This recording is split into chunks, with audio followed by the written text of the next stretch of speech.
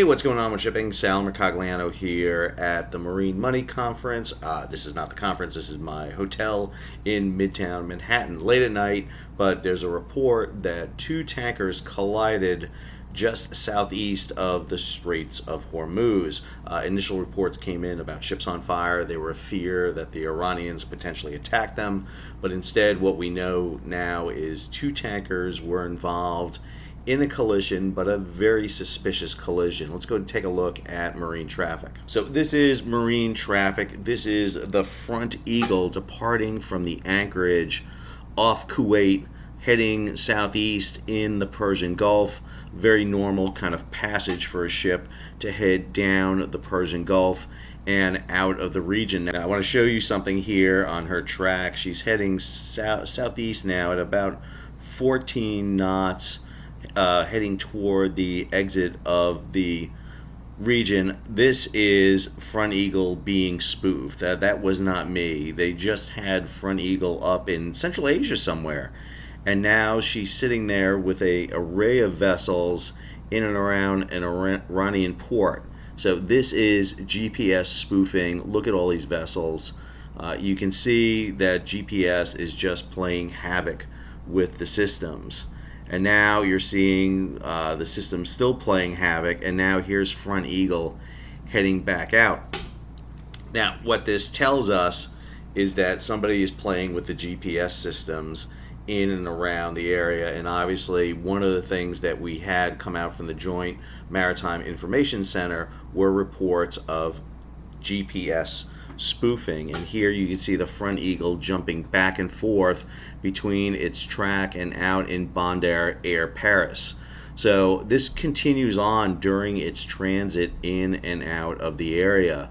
Now eventually Front Eagle will head toward the Straits of Hormuz and the eventual passage out, and we don't see any more really disruptions in its GPS until it comes out of this region. This is the Strait right here, the two big Raycon buoys. These are buoys that show up on your radar, so it tells you where the entrance is to the traffic separation scheme, kind of like lanes in a highway that exists here. So ships will funnel in to this southbound lane for those that are heading from west to east. Now AIS just shows you, or marine traffic just shows you the ships that are close by Front Eagle, and you'll see them all coming out.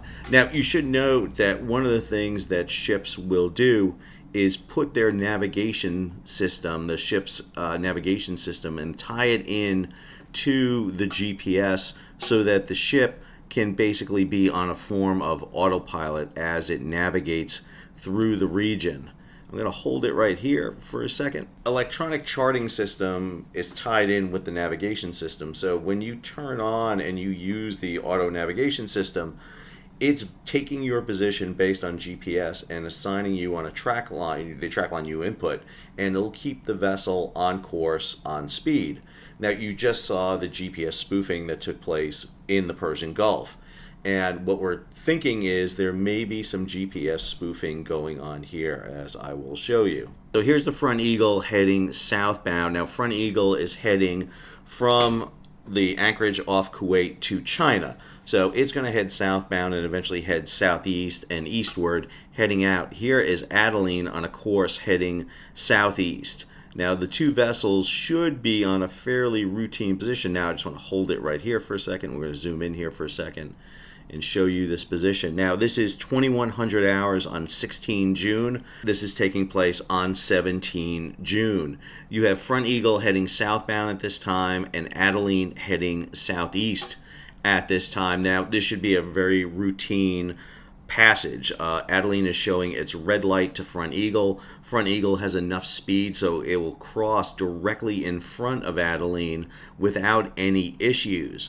But what we start to see here is Front Eagle begins to make this maneuver. It begins to turn, and it begins to turn in. Now, I start having questions here is, okay, why would a ship in good visibility, good weather conditions at night start making a turn to the right? Now, this could be a GPS spoofing as we saw before. Obviously, when they were in the Persian Gulf, they had not had their units maybe slaved in with the GPS. But here, that is a potential issue.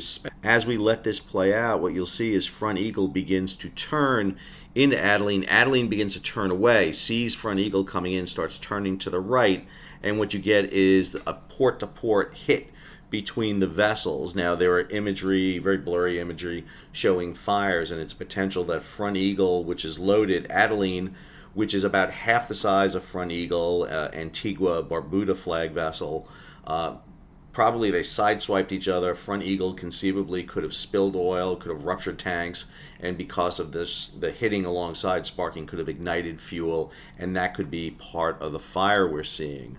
Go ahead and let this play out here, and what you see is Front Eagle and Adalynn begin to separate apart. Ships keep their speed up, as you'll notice here.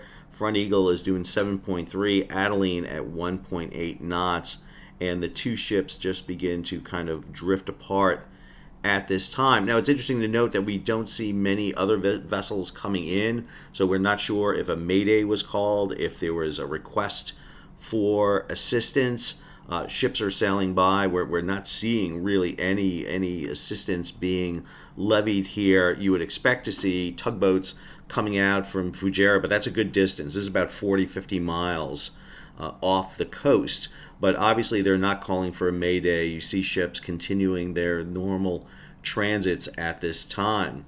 But if this was a victim, and I'm not sure, we won't be sure until we get more information about this, whether or not this was spoofing. But that earlier spoofing demonstrates the fact that somebody's playing with GPS and AIS out in the area, and ships really cannot be relying on their GPS for it. What would this mean is basically manual helm control. You would want your ships under manual helm control and steering courses, and not using a autopilot system slaved into your electronic charting system to determine your helm orders.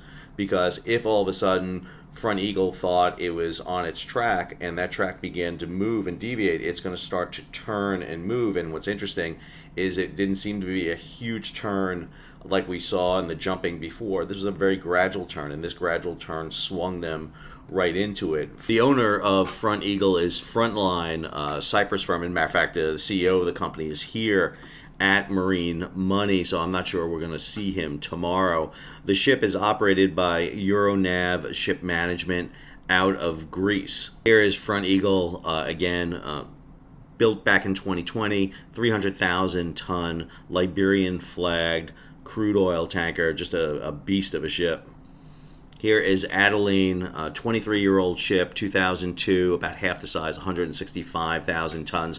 That's enough to be able to get through the Suez Canal, Antigua Barbuda. She's traveling in ballast out, and her ownership is with Global Shipping Holding, and the operator is Ocean Pack Ship Management. So we'll keep you posted on further information, but what's going on with GPS and the spoofing, the electronic warfare.